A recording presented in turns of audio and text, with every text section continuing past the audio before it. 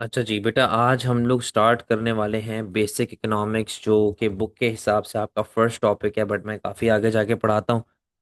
इसके पीछे वजह है कि आपका मेजॉरिटी ऑफ माइक्रो इकोनॉमिक्स जो है वो डिमांड सप्लाई से लिंक करता है। और बेसिक इकोनॉमिक्स जो आपका है वो आपके मैक्रो इकोनॉमिक्स के साथ काफ़ी लिंक कर रहा होता है, तो फिर आपको चीज़ें याद होनी चाहिए फॉर योर मैक्रो इकोनॉमिक्स। अच्छा, अब देखो, बेसिक इकोनॉमिक्स में जो आपके पास पहली प्रॉब्लम आती है वो क्या है कि यार इंसान की ख्वाहिशात जो है वो हजार है। मतलब मैं बोलता हूँ कि यार मेरे पास दुनिया में हर चीज हो, ये भी हो, वो भी हो, वो भी हो, बट द प्रॉब्लम इज कि उनको खरीदने के पैसे मेरे पास नहीं है। ठीक है ना? मेरे पास उन्हें खरीदने के पैसे नहीं है। मेरी ख्वाहिशात हजार है, अनलिमिटेड है, बट खरीदने का पैसा मेरे पास नहीं है। तो इसका मतलब क्या है कि मेरे पास अनलिमिटेड वांट्स है बट रिसोर्सेज क्या है? लिमिटेड। तो जब आपके पास अनलिमिटेड वांट्स होती हैं, ख्वाहिशात हजार होती हैं, बट खरीदने का पैसा आपके पास नहीं होता, इसे हम लोग कहते हैं स्कार्सिटी। तो स्कार्सिटी का मतलब क्या है कि when you have unlimited wants but limited resources to fulfil those wants. ठीक है? अब बेटा, स्कार्सिटी के मसले की वजह से स्कार्सिटी के मसले की वजह से हमें क्या करना पड़ता है? हमें चॉइस क्रिएट करनी पड़ती है, हमें चूज करना पड़ता है। ठीक है ना? हमें चूज करना पड़ता है, मतलब मैं फिर दूसरे ऑप्शन की तरफ जाता हूँ। खैर, उसके ऊपर हम लोग अभी जाएंगे, बट फिलहाल इसी बात को फर्दर कंटिन्यू करते हैं। देखिए, लिमिटेड रिसोर्सेज, अगर मैं कंज्यूमर के पॉइंट ऑफ व्यू से बात करूं तो लिमिटेड रिसोर्स का मतलब होता है कि हमारे पास पैसे इतने नहीं है कि मैं जितना चाहूं सामान अपना खरीद सकूं। लेकिन अगर हम ओवरऑल इकोनॉमिक्स के पॉइंट ऑफ व्यू से देखें और ओवरऑल बिजनेस के फर्म के पॉइंट ऑफ व्यू से देखें, तो रिसोर्स क्या होती है बेटे? Factors of production. आपके पास चार फैक्टर्स ऑफ प्रोडक्शन है: लैंड, लेबर, कैपिटल और इंटरप्राइज। अच्छा, इनके बारे में मैं सप्लाई के टॉपिक में बहुत डिटेल में बात कर चुका हूं, तो वापस एक छोटा सा रिकैप दे रहा हूं। लैंड क्या होता है? दुनिया में आपके पास जितने भी नेचुरल रिसोर्सेज हैं, आसमान हो, जमीन हो, पहाड़ हो, गोल्ड माइन हो, ऑयल माइन हो, ऑयल रिजर्व हो, कोल रिजर्व हो, बेटे वो सब के सब किसका पार्ट है? लैंड का। यानी कि जो नेचुरल रिसोर्स दुनिया में है वो लैंड का पार्ट है। और लैंड का पेमेंट या जो लैंड का हमारे पास रिवॉर्ड होता है, या जो लैंड का हमारे पास बेटे रिवॉर्ड होता है, वो रिवॉर्ड क्या है? आपका रेंट। रिवॉर्ड क्या है? आपका रेंट। लेबर की अगर बात की जाए, लेबर की अगर बात की जाए तो लेबर जो है, देखिए, वो आपके पास होता है दो तरीके का। होता तो वो ह्यूमन रिसोर्स है। इकोनॉमिक्स ने कहा कि भाई तुम इंसान हो और तुम काम करते हो तो तुम लेबर हो। लेकिन इसमें दो चीजें आ रही होती हैं कि लेबर या तो आपका फिजिकल होता है या तो आपका मेंटल होता है। फिजिकल लेबर का मतलब क्या है? कि जो मजदूरी करता है, पत्थर उठाता है, वो फिजिकल लेबर में आ जाता है, यानी कि मैनुअल लेबर। और मेंटल लेबर कौन लोग होते हैं बेटा? मेंटल लेबर वो लोग होते हैं जो अपने दिमाग का इस्तेमाल करते हैं। For example doctor, for example teacher, for example pilot, for example surgeon. ये सारे वो लोग हैं जो कि लेबर की कैटेगरी में आ गए। Example mechanic. अच्छा बेटा, लेबर का रिवॉर्ड आपके पास क्या होता है? वेज। आप लोग आज तक कंफ्यूज होते रहते हो कि सर वेज लिखें या फिर सैलरी लिखें। भाई सैलरी नहीं होता, गौर से सुन लो, सैलरी नहीं होता, सिर्फ वेज होता है। ठीक है? क्योंकि लेबर है ना, लेबर तो काम के बदले में वेज लेता है। Capital. Capital is a man made resource which is use to produce further goods and services. Example machine, भाई ये लैपटॉप जिसमें मैं क्लास ले रहा हूँ ये मेरा कैपिटल है, मेरा आईपैड मेरा कैपिटल है। इसका रिवॉर्ड क्या है भाई? इंटरेस्ट। और इंटरप्राइज पे आ जाए। इंटरप्राइज कौन है? Enterprise is a risk taker जो इन तीन को कंबाइन करता है। इन तीनों कंबाइन करने के बाद गुड्स एंड सर्विसेज बनाता है, उनको बेचता है। किस मकसद के लिए बेचता है बेटा? प्रॉफिट के मकसद के लिए बेचता है। ठीक है? तो ये हमारा होता है इंटरप्राइज। सही है? नहीं बेटा, salary is not a wage paid at the month of, paid at the end of every month. Salary एक मंथली पेमेंट होती है। वेज या तो डेली वेज होती है या वीकली वेज होती है। ठीक है ना? तो वेज और सैलरी में फर्क है। वेज अलग चीज है, सैलरी अलग चीज है। आप वेज ही लिखेंगे, आप सैलरी वैलरी नहीं लिखेंगे। आगे आ जाए। अच्छा जी, तो मैंने आपसे ये कहा था कि यार हमारे पास ख्वाहिशात बहुत सारी होती हैं बट रिसोर्सेस काफ़ी कम है। जब आपके पास ख्वाहिशात बहुत ज़्यादा हैं, रिसोर्सेस काफ़ी कम हैं, तो बेटा हमारे पास कॉन्सेप्ट आता है स्कार्सिटी का। और स्कार्सिटी की वजह से आपको क्या करना पड़ता है? आपको चूज करना पड़ता है, आपको चॉइस क्रिएट करनी पड़ती है। तो जब आप चॉइसेस क्रिएट करने की तरफ जाते हैं तो यहां पर एक नया कॉन्सेप्ट पैदा होता है, उसका नाम है opportunity cost. Now what is opportunity cost? Opportunity cost is the next best alternative for gone. ठीक है, तो अपॉर्चुनिटी कॉस्ट की डेफिनेशन क्या है? The next best alternative for gone. यानी कि फॉर एग्जांपल अगर मेरे पास दो ऑप्शंस हैं, या तो मेरे पास दो ऑप्शंस हैं कि या तो मैं ये खरीद लूं या तो मैं ये खरीद लूं। अगर बेटे ये खरीदूंगा तो जिसे मैं सेक्रीफाइस कर रहा हूं, यानी कि ये चीज, ये मेरी अपॉर्चुनिटी कॉस्ट बन जाएगी। और अगर मैं ये खरीद रहा हूं तो जिसे मैं सेक्रीफाइस कर रहा हूं वो मेरी अपॉर्चुनिटी कॉस्ट बन जाएगी। यानी कि जिस चीज का आप सदका निकालते हैं, जिस चीज का आप सदका निकालते हैं, जिस चीज को आप फॉरगो करते हैं, वो क्या बन जाती है? आपकी अपॉर्चुनिटी कॉस्ट। ठीक है, तो जो चीज आप सेक्रीफाइस कर रहे हो वो आपकी अपॉर्चुनिटी कॉस्ट बन गई। लेकिन इसी डेफिनेशन में आगे एक बात लिखी हुई है कि it is the real cost of choosing one thing and not the other. Real cost of choosing one thing and not the other. अब इसका मतलब क्या है? इस स्टेटमेंट का मतलब क्या है? बेटा इस स्टेटमेंट का मतलब ये है कि फॉर एग्जाम्पल मैं कहता हूं कि लेट से एक लड़का है, उसका नाम अली ले लेते हैं फॉर एग्जाम्पल।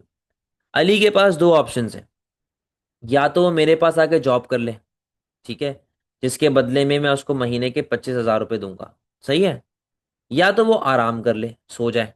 ठीक है ना? तो अब मैं ये अगर एक सवाल है कि यार अली कहता है कि सर मैं सोऊंगा, मुझे जॉब नहीं करनी, तो अली की अपॉर्चुनिटी कॉस्ट क्या होगी? बेटा बच्चे यहाँ पे बोलते हैं सर जॉब। बेटा अली की अपॉर्चुनिटी कॉस्ट जॉब होगी। मुझे ये बताओ इंसान जॉब करता क्यों है? पैसों के लिए, ऐसा ही है, पैसों के लिए जॉब करता है। तो बेटा अली की अपॉर्चुनिटी कॉस्ट जॉब नहीं है, अली की अपॉर्चुनिटी कॉस्ट जॉब से मिलने वाला पैसा है, वो जो जाया जाया कर रहा है, वो पैसा है जो अली वेस्ट कर रहा है। ठीक है, तो it is the real cost of choosing one thing and not the other. देखो आप जॉब ऐसी फ्री में तो नहीं करते ना, कोई इंसेंटिव जोड़ा होता है, कोई फायदा जोड़ा होता है, तभी करते हो ना आप। तो अपॉर्चुनिटी कॉस्ट जॉब नहीं है, जॉब से मिलने वाला पैसा इज योर अपॉर्चुनिटी कॉस्ट। या इन केस में कहता हूं, लेट से अली कहता है कि सर मैं जॉब करूंगा, मैं नींद जो है ना वो सेक्रीफाइस करूंगा। अब बेटा वो नींद नहीं सेक्रीफाइस हो रही, वो क्या सेक्रीफाइस हो रहा है? नींद से मिलने वाला सेटिस्फैक्शन। मैं सोता क्यों हूं? मैं क्यों सोता हूं? मैं इसलिए सोता हूं ताकि मैं रिलैक्स हो जाऊं, मैं चार्ज हो जाऊं। तो नींद से मिलने वाला satisfaction will be your opportunity cost. बेटा गेम क्लियर है? समझ गए?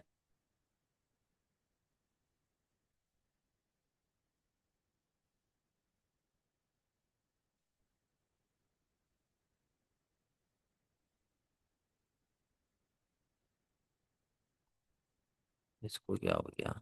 ठीक है जी, नींद से मिलने वाला satisfaction will be your opportunity cost. ठीक है, चले अपनी बात को अब आगे बढ़ाते हैं।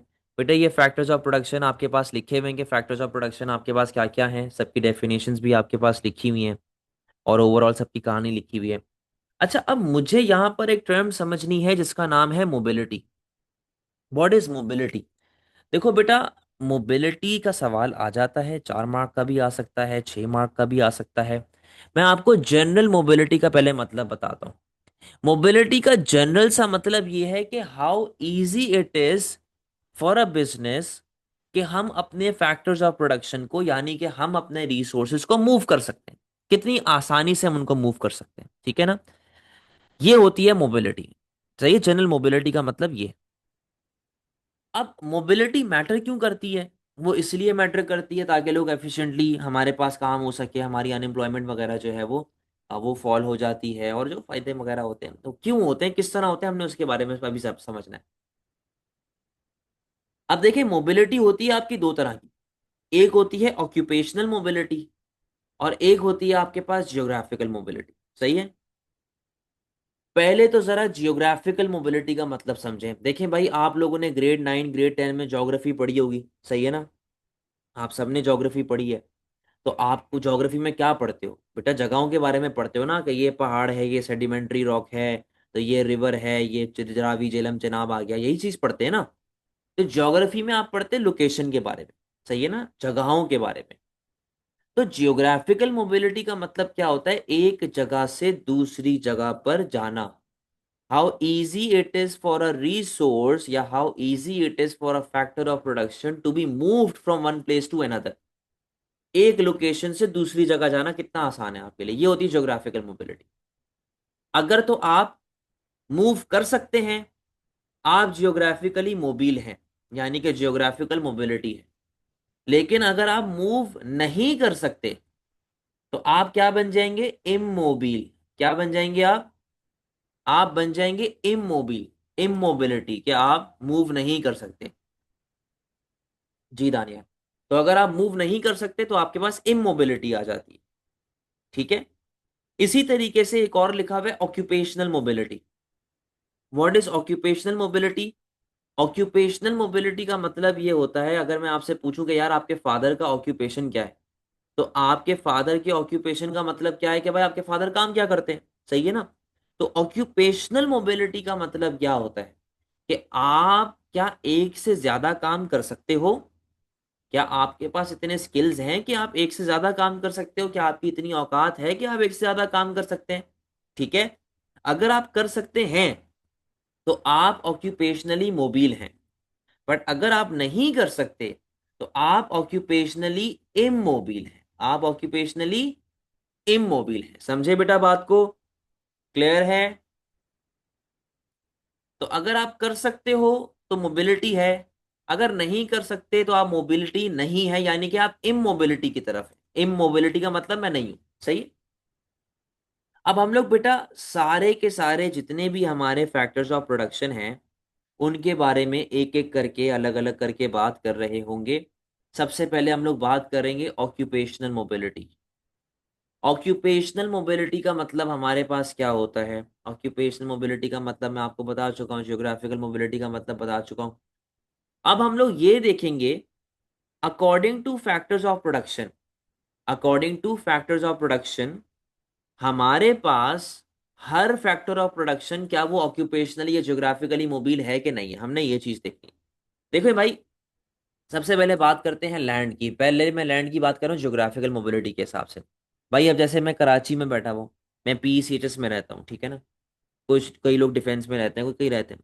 तो मुझे एक बात ये बताओ, अगर मैं PCHS में रहता हूँ तो क्या मैं ये PCHS का इलाका फाड़ के सऊदीया लेके जा सकता हूँ?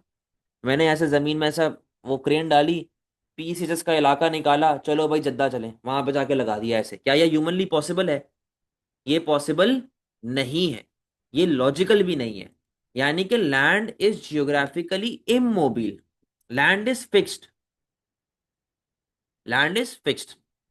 हाँ, लेकिन बहुत कुछ ऐसे एक्सट्रीम केसेस होते हैं जहां पर लैंड भी मोबिल हो जाता है। बहुत कम केसेस ऐसे हैं। फॉर एग्जांपल, फॉरेस्ट था, मैंने जंगल काटा, मैंने वहां पे हाउसिंग सोसाइटी बना दी डिफॉरेस्टेशन करके। यहाँ पर जियोग्राफिकल मोबिलिटी थोड़ी सी बढ़ गई।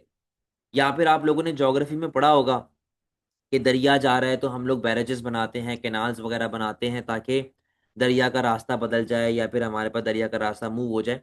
तो दरिया भी लैंड का पार्ट है, बट ये बहुत ही एक्सट्रीम केस है जो इतना ज्यादा काउंट नहीं होता। ठीक है। तो जनरली, अगर मैं जनरल पॉइंट ऑफ व्यू लेके चलूं तो लैंड इज जियोग्राफिकली इमोबिल। सही है। अब आ जाएं ऑक्यूपेशनल मोबिलिटी में। क्या लैंड ऑक्यूपेशनली मोबिल होता है या नहीं होता? अब मेरी बात सुनना बेटा। लैंड की अगर मैं जनरल सी बात देखूं तो जैसे अगर मैं कहूं कि एक ऑफिस है, सही है ना, उस ऑफिस को मैं बंद करके वहां पर एक कोचिंग सेंटर खोल सकता हूँ। कोचिंग सेंटर बंद करके मैं एक क्लिनिक खोल सकता हूँ। क्लिनिक बंद करके मैं वहां पे एक कॉल सेंटर खोल सकता हूँ। यानी कि मेरे पास मल्टीपल ऑप्शंस हैं काम करने के। तो लैंड उस सूरत में तो चलो ऑक्यूपेशनली मोबिल है। बट बेटा जहां पर मैं अभी बैठा हुआ हूँ, क्या मैं यहाँ पर फार्मिंग कर सकता हूँ? मैं यहाँ पर फार्मिंग नहीं कर सकता। मैं यहाँ पर पॉन्ड्स नहीं बना सकता। मैं फिश फार्मिंग नहीं कर सकता। मैं जानवरों की फार्मिंग नहीं कर सकता। यानी कि मोस्ट ऑफ द टाइम देखो, जो जमीन जिस काम के लिए एलोकेट कर दी है ना, वहां पर वही काम होता है। ठीक है ना? उससे हटके काम ऐसा सच नहीं होता। तो अगर एग्रीकल्चर पॉइंट ऑफ व्यू से देखा जाए तो लैंड की जो ऑक्यूपेशन मोबिलिटी है काफी कम। कोई मसले वाली बात?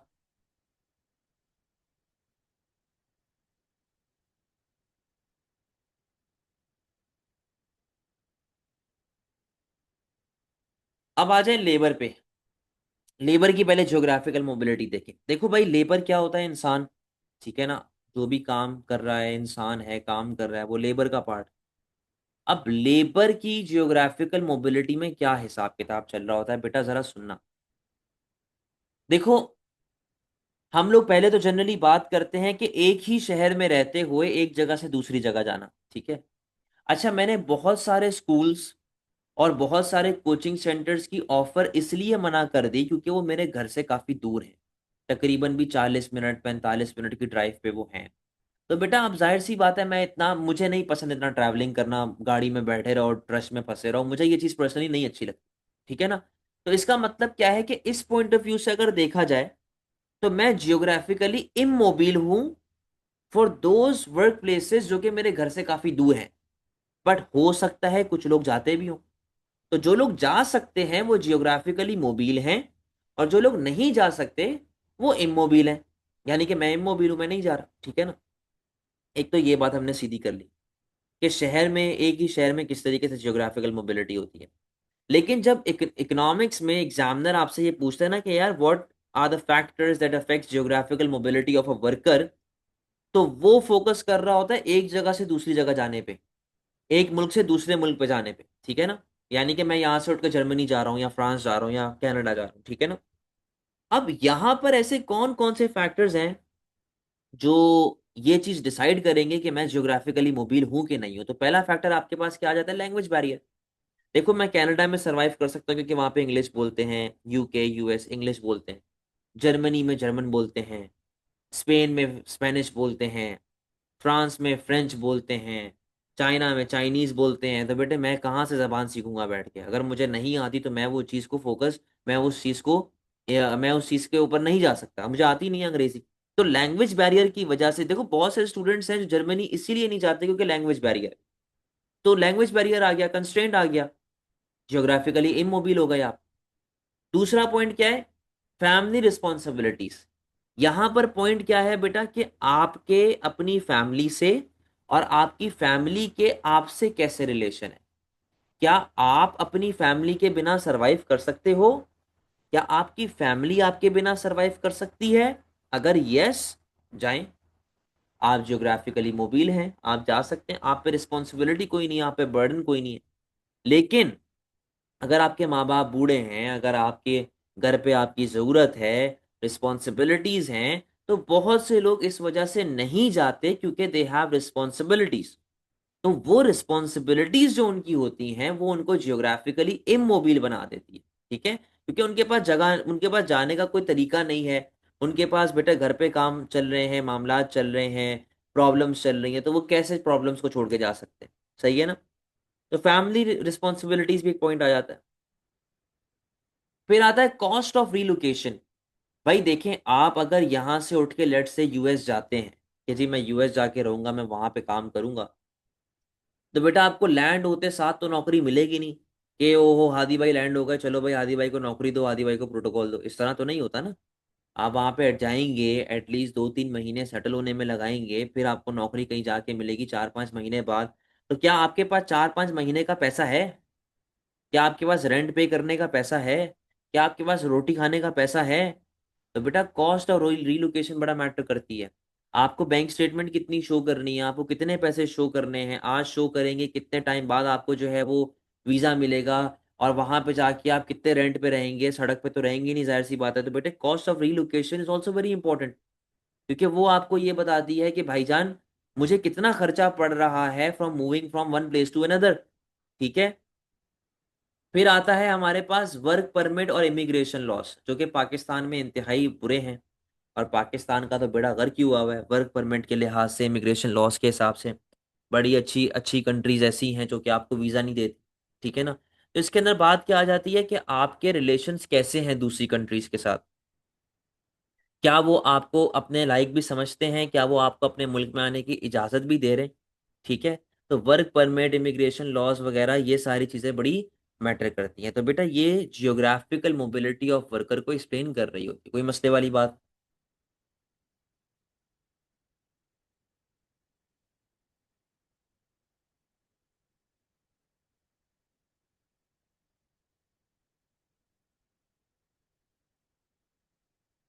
अच्छा अब आ जाए ऑक्यूपेशनल मोबिलिटी ऑफ वर्कर पे। अगर ऑक्यूपेशन मोबिलिटी ऑफ वर्कर की हम लोग बात करें, यहाँ पर क्या काम कर रहा होता है बेटा, यहाँ पर वर्कर की स्किल्स काम कर रही होती है। यहाँ पर वर्कर की एजुकेशन काम कर रही होती है, वर्कर की नॉलेज काम कर रही होती है, वर्कर का एक्सपीरियंस काम कर रहा होता है। नाउ फॉर एग्जाम्पल, मैं कहता हूँ कि यार हमारे पास एक कारपेंटर है, ठीक है ना, वो कारपेंटर लकड़ी का काम करता है, उसको थोड़ा बहुत इलेक्ट्रिक का भी काम आता है, सही है ना, यानी कि इलेक्ट्रिशियन भी बन सकता है। उसको थोड़ा बहुत प्लम्बर वगैरह का भी काम आता है थोड़ा बहुत, ठीक है ना, ड्राइवर वगैरह भी बन सकता है, ड्राइवरी भी कर सकता है। क्योंकि देखो ये जो हमारे पास ऐसे लोग होते हैं ना जो इतने पढ़े लिखे नहीं होते, जो मजदूर तबका या मजदूर टाइप के लोग होते हैं, उनके पास स्किल्स बड़ी होती हैं। वो आपके लिए टेबल भी बना देगा, कारपेंटरी कर देगा, वो आपके इलेक्ट्रिक का भी काम कर देगा, गाड़ी भी चला देगा, ड्राइवरी भी कर देगा। अगर आपके पास ये स्किल्स हैं, अगर आपके पास ये स्किल्स हैं, तो आप इन स्पेसिफिक फील्ड्स में ऑक्यूपेशनली मोबाइल हैं। अगर आपके पास ये स्किल्स हैं तो इन स्पेसिफिक फील्ड्स में आप ऑक्यूपेशनली मोबाइल हैं, यानी कि आप ये कर सकते हैं, ठीक है। लेकिन मैं एक प्लम्बर को ये नहीं बोल सकता कि चलो भाई इस बंदे का ऑपरेशन करो, कि उसके पास वो स्किल्स नहीं है। मैं अगर अपनी बात करूं, मैं इकोनॉमिक्स पढ़ाता, ठीक है ना, O level A level economics पढ़ाता। लास्ट ईयर तक मैं ओ लेवल बिजनेस भी पढ़ाता था, लेकिन टाइम की वजह से और बाकी चीज़ों की वजह से मैंने बिजनेस अब नहीं पढ़ाता, लेकिन मैं पढ़ा तो सकता हूँ। यानी कि ओ लेवल बिजनेस के लिए मैं ऑक्यूपेशनली मोबाइल हूँ। ओ लेवल बिजनेस के लिए मैं ऑक्यूपेशनली मोबाइल हूँ। बट मैं ओ लेवल अकाउंट्स नहीं पढ़ा सकता, मैं मैथ्स नहीं पढ़ा सकता, मैं इंग्लिश नहीं पढ़ा सकता, यानी कि मैं ऑक्यूपेशनली इमोबाइल इन फैक्टर्स के लिए, ठीक है ना। तो यहाँ पर बेटा mobility of the occupational mobility of a worker, ये कंप्लीटली डिपेंड करती है आपकी स्किल्स पे, आपकी ट्रेनिंग पे, आपकी नॉलेज पे। हाँ, अगर कोई मुझे आके सिखा दे कि यार हादी अकाउंटिंग ऐसे पढ़ाई जाती है और उसमें ये चीज़ें होती हैं, मैं सीख जाऊंगा, मैं पढ़ाना शुरू कर दूंगा, मेरी ऑक्यूपेशनल मोबिलिटी बढ़ जाएगी।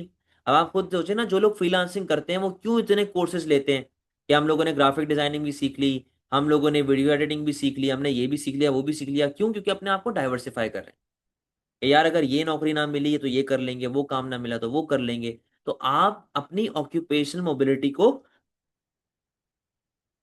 Through training, through education, through reskilling आप इन चीजों को बढ़ा सकते हो। कोई प्रॉब्लम है बेटा?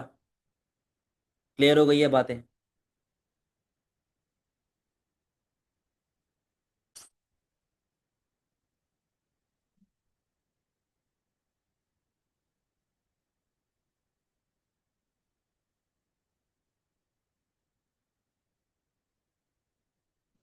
अब आ जाए कैपिटल पे। Occupational mobility and geographical mobility of capital. Capital का मतलब क्या होता है? Man made resource used to produce further goods and services. यानी कि आपकी मशीन हो गई, आपके जो प्रोजेक्टर वगैरह हो गए, गाड़ी हो गई, पीसीज हो गए, ये सब कैपिटल के अंदर आते हैं। पहले जरा मैं बात करता हूँ जियोग्राफिकल मोबिलिटी की। देखो बेटा, मेरी क्लास किस तरह चलती है कि मेरा लैपटॉप और मेरा आईपैड कनेक्टेड होते हैं, ठीक है ना। लैपटॉप मैं यूज़ करता हूँ ऑनलाइन क्लासेस के लिए, लैपटॉप और आईपैड दोनों। मेरी जो फिजिकल लाइव क्लासेस होती हैं उनमें सिर्फ मैं आईपैड यूज़ कर रहा होता हूँ। अब बेटा मैं वो मेरे घर पे तो नहीं होती, वो तो अकेडमी में होती है। तो जिस अकेडमी भी मैं जाता हूँ मैं वहाँ पे अपना आईपैड लेके जाता हूँ, यानी कि this iPad is a capital for me. ये आईपैड जो है मेरा कैपिटल है, और मैं इसको लेकर ट्रैवल कर रहा हूँ, मैं घूम फिर रहा हूँ, यानी कि ये आईपैड जो है ये जियोग्राफिकली मोबाइल हो गया। लोग लैपटॉप पे बिजनेसेस करते हैं, लैपटॉप लेके घूम रहे हैं, लैपटॉप इज जियोग्राफिकली मोबाइल, ठीक है। लोग मोबाइल पे बिजनेस करते हैं, लोग लेके घूम रहे हैं। इसकी बेस्ट मिसाल मैं अगर आपको दूं, स्कूल वैन या डिलीवरी वैन। तो बेटा स्कूल वैन या डिलीवरी वैन जो आपकी होती है, आप लोग वो गाड़ी गाड़ी है ना, वो आप वो गाड़ी इस्तेमाल ही ट्रैवलिंग के लिए हो रही है, जियोग्राफिकल मोबिलिटी। यानी कि यहाँ पे जियोग्राफिकली मोबिल हम हो सकते हैं। बट बेटा कोल माइन है, और कोल माइन पे ये 50 फुट की एक ड्रिलिंग मशीन लगी हुई है। क्या मैं उस ड्रिलिंग मशीन को अपने कंधों पे उठा के घूमूं? क्या मैं उस ड्रिलिंग मशीन को अपने कंधों पे उठा के घूमूं? नहीं उठा सकता ना। या रोड बन रहा है, उस पे वो है डांबर वाली एक वो मशीन लगी हुई है जो मसाला वगैरह सारा बनाती है और फिर रोड पे लगाती है। क्या मैं उस मशीन को अपने सर पे उठा के घूमूं? मैं नहीं घूम सकता। यानी कि it simply depends upon the size of capital and nature of capital. कि वैसे तो ज्योग्राफिकल मोबिलिटी हाई है, but this depends upon size of capital as well, कि यार क्या वो मूवेबल है भी कि नहीं है। उसका साइज क्या है, उसके नेचर क्या है, कैरेक्टरिस्टिक्स क्या है, क्या मैं उसको लेके घूम सकता हूँ कि नहीं लेके घूम सकता। मेजॉरिटी केसेस में capital is geographically mobile, but बेटा मैं ड्रिलिंग मशीन को सर पे उठा के नहीं घूम सकता, समझे। अच्छा, अब आ जाए जरा ऑक्यूपेशनल मोबिलिटी पे। ऑक्यूपेशनल मोबिलिटी में बेटा आपके पास क्या गेम चल रहा है। ऑक्यूपेशनल मोबिलिटी में आपके पास क्या गेम चल रहा है, वो ये गेम चल रहा है कि भाई मेरा जो कैपिटल है, क्या वो एक से ज्यादा काम करने की सलाहियत रखता है कि नहीं। अब ये भी डिपेंड करता है, ये भी डिपेंड करता है। फॉर एग्जाम्पल बेटा, मैं जैसे लैपटॉप की बात करता हूँ। लैपटॉप है, लैपटॉप पे आप 100 काम कर सकते हैं। ग्राफिक डिजाइनिंग कर लो, आप वीडियो एडिटिंग कर लो, आप सोशल मीडिया कैंपेन चला लो, आप 100 चीजें कर सकते हैं। यानी कि लैपटॉप जो है वो काफी ज्यादा ऑक्यूपेशनली मोबाइल है, ठीक है। लेकिन अगर मैं कहता हूं कि लेट से भाई एक मशीन है जो ये पानी की बोतल बनाती है। अच्छा, अब ये थर्मस है, इसमें ठंडा पानी ठंडा, गर्म पानी गर्म, ये ऐसा है, सही है ना। अब ये थर्मस है, एक मशीन है जिसको डिजाइन ही इस मकसद के लिए किया गया है कि उसने ये बोतल बनानी है, ठीक है। उस पे ये लिखा हुआ होना चाहिए, उसका ये डिजाइन हो, उसका ऐसा कैप हो, ये वो मशीन डिजाइन ही इसलिए की गई थी कि ऐसी ऐसी बोतल निकले। क्या बेटा वो मशीन जो ये बोतल बना रही है, क्या मैं उस मशीन से कांच की बोतल बना सकता हूं, बताओ जरा।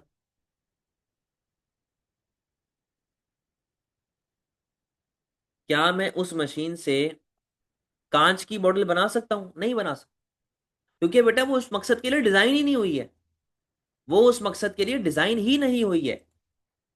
कुछ चीजें ऐसी होती हैं जो आपकी ऑक्यूपेशनली मोबाइल नहीं होती। तो अगेन ये मॉडरेट सा होता है, ये डिपेंड करता है नेचर पे कि भाई क्या काम चल रहा है और किस मकसद के लिए जो है वो हमने वो कैपिटल बनाया है, तो ये उस पर डिपेंड कर रहा होता है। लास्ट है एंटरप्राइज। एंटरप्राइज और लेबर तकरीबन सिमिलर है। कैसे सिमिलर है, देखो दोनों इंसान है, दोनों इंसान है, दोनों इंसान है, इसका मतलब क्या है कि दोनों की मोबिलिटी का लेवल सेम है।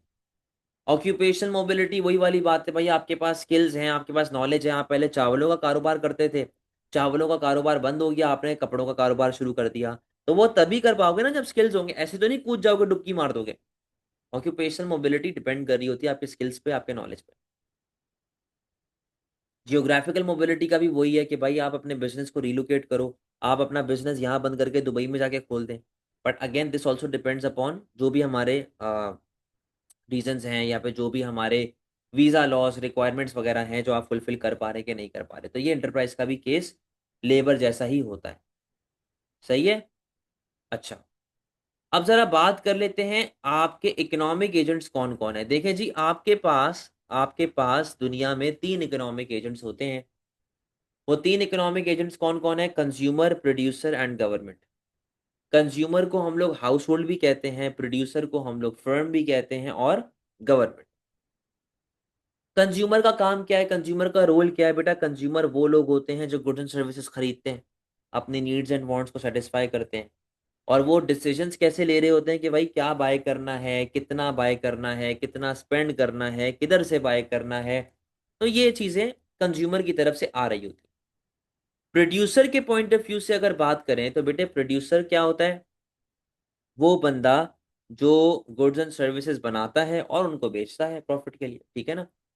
तो what to produce, what method of production to use, और कैसे प्रोड्यूस किया जाए, कॉस्ट कैसे कम की जाए, ये सारे डिसीजंस हमारे बिजनेस के होते हैं। अब यहाँ पर जो एक बात लिखी हुई है what method of production to use, देखें बिजनेस दो तरह के होते हैं, या तो वो होंगे कैपिटल इंटेंसिव या तो वो होंगे लेबर इंटेंसिव। अब अगर एक बिजनेस कैपिटल इंटेंसिव है तो वो किस तरीके से काम करेगा, लेबर इंटेंसिव है तो वो किस तरीके से काम करेगा। तो ये कुछ फैक्टर्स हैं जो आपको कंसिडर करने पड़ रहे होते हैं। गवर्नमेंट की अगर बात करें तो गवर्नमेंट वो लोग होते हैं जो कि आपके रूल्स बनाते हैं, आपके लॉज बनाते हैं, और आपके टैक्सेस कलेक्ट करते हैं, इकोनॉमी को रेगुलेट करते हैं। देख रहे होते हैं कि भाई क्या सर्विस प्रोवाइड करें, टैक्स रेवेन्यू कैसे स्पेंड करें, वगैरह वगैरह। ये सब गवर्नमेंट की रिस्पॉन्सिबिलिटीज होती हैं, ठीक है। अच्छा, कैपिटल गुड और कंज्यूमर गुड क्या होता है। Capital good is also known as producer good, ठीक है ना, ये इसका दूसरा नाम होता है। They are also known as producer good. Capital good क्या होता है या प्रोड्यूसर गुड क्या होता है? देखो, प्रोड्यूसर गुड वो गुड होता है which is use to produce further goods and services. ठीक है, प्रोड्यूसर गुड वो गुड होता है which is use to produce further goods and services. For example machines, बेटा जिसको जो मशीन चीज बना रही है उस मशीन को भी तो किसी इंसान ने ही बनाया ना, तो वो क्या है? Capital good. सही है। तो कैपिटल गुड जो होता है use to produce further goods and services. Consumer good की जहां तक बात की जाए तो कंज्यूमर गुड कौन सा गुड होता है बेटा? ये ready to use for final consumer होता है। फॉर एग्जाम्पल ये मेरी टी शर्ट, ये कंज्यूमर गुड है। ये मेरा मोबाइल फोन, ये मेरा कंज्यूमर गुड है। ठीक है ना? मेरा लैपटॉप, ये कंज्यूमर गुड है which is ready to use for final consumer. ठीक हो गया? अब कंज्यूमर गुड जो होते हैं बेटा वो फर्दर दो तरह के होते हैं। एक होता है ड्यूरेबल, एक होता है बेटा आपके पास ड्यूरेबल, एक क्या होता है आपके पास? एक होता है आपके पास ड्यूरेबल गुड और एक होता है आपके पास नॉन ड्यूरेबल गुड। ठीक है? अच्छा बेटा, ड्यूरेबल जो होता है उसको हम लोग नॉन पेरिशेबल भी कहते हैं, और जो नॉन ड्यूरेबल है उसको हम लोग पेरिशेबल भी कहते हैं। ठीक है? तो ड्यूरेबल गुड जो होता है वो नॉन पेरिशेबल कहलाया जाता है, नॉन ड्यूरेबल गुड जो होता है वो पेरिशेबल कहलाया जाता है। अब इनका जरा मतलब समझे कि यार ये होते क्या है। अब बेटा बात सुनना, पहले बात करो पेरिश की। देखो, what is the meaning of perish? Perish मतलब खत्म हो जाना, खराब हो जाना, फारिग हो जाना। तो अगर हम लोग बात कर रहे हैं पेरिशेबल गुड की, पेरिशेबल गुड वो गुड होता है जो कि जल्दी खत्म हो जाता है, जो कि जल्दी खराब हो जाता है, जिसकी लाइफ काफी छोटी है। For example food items, fruits हो गए, वेजिटेबल्स हो गए। सही है? फ्रूट वेजिटेबल वगैरह ये सारे क्या हैं? ये सारे होते हैं आपके पेरिशेबल, जो कि जल्दी खराब हो जाते हैं। और आपके कपड़े हो गए, आपका मोबाइल फोन हो गया, आपके आपका सोफा हो गया, आपका बेड हो गया, ये सारे होते हैं बेटे नॉन पेरिशेबल, यानी कि ये लंबा अरसा आपके साथ गुजारते हैं। अब देखो एक सवाल आता है कि यार अगर मैं चाहता हूं कि मेरी इकोनॉमी आज से 5 साल बाद, अभी 2025 चल रहा है, मैं ये चाहता हूं कि 2030 तक मेरी इकोनॉमी काफी ग्रो करे, मेरी इकोनॉमी काफी ग्रो करे, तो बेटा मुझे अभी 2025 से लेके आगे तो एक दो साल और तक मुझे किस पे फोकस करना चाहिए? कंज्यूमर गुड पे फोकस करना चाहिए कि प्रोड्यूसर गुड पे फोकस करना चाहिए? अब बेटा मेरी बात बड़े गौर से सुनना। देखो मैं सोच रहा हूं आगे से 5 साल बाद की। ठीक है ना? आगे से 5 साल बाद दुनिया बहुत आगे निकल जाएगी। एक तो वजह क्या कि पॉपुलेशन बढ़ जाएगी। दूसरी बात क्या कि बेटा जब दुनिया आगे निकल रही है इसका मतलब क्या है कि यार उनकी टेक्नोलॉजी अच्छी हो गई है, उनकी रिसर्च एंड डेवलपमेंट हो रही है, उनको जो है वो आईटी सेक्टर काफी ग्रो कर रहा है। तो IT sector, innovation, technology, research and development, बेटा ये चीजें किससे होती हैं? ये सारी की सारी आपकी होती हैं एडवांस्ड मशीनरी से, एडवांस्ड कंप्यूटर से। और एडवांस मशीनरी आपके पास क्या होती है बेटा? Capital good. तो अगर आप चाहते हैं कि आज से 4-5 साल बाद आपका मुल्क ग्रो करे और आपको फायदा हो, इकोनॉमिक ग्रोथ आए, तो for the time being, short run में, शॉर्ट रन में आपको फोकस करना पड़ेगा on the production of capital good. क्योंकि अगर आपने शॉर्ट रन में कैपिटल गुड पे फोकस ना किया और आपने कंज्यूमर गुड पे फोकस किया, तो बेटा अभी तो आप कंज्यूमर की डिमांड फुलफिल कर लेंगे, लेकिन आज से 4-5 साल बाद जब आपकी पॉपुलेशन बढ़ेगी, जब लोग नई नई चीजें डिमांड करेंगे और आपकी मशीन में इतनी ताकत नहीं होगी कि आप उस टाइम पे बैठ के कंज्यूमर की डिमांड को फुलफिल कर सकें, तो बेटा आपका मुल्क कैसे तरक्की करेगा? तो in the short run, if you want your country to grow in the long run, in the short run you need to focus more on capital goods rather than consumer goods. बेटा बात समझ गए?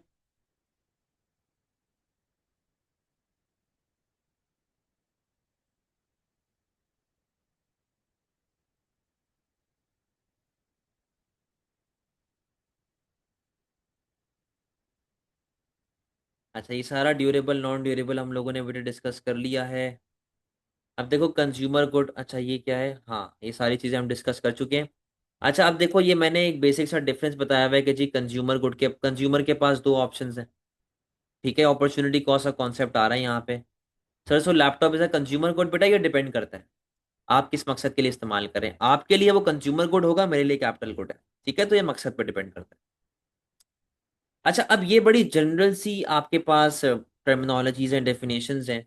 Consumer के पास late से दो option है, या तो गुड वाई बना ले या तो गुड एक्स बना ले, खरीद ले सॉरी।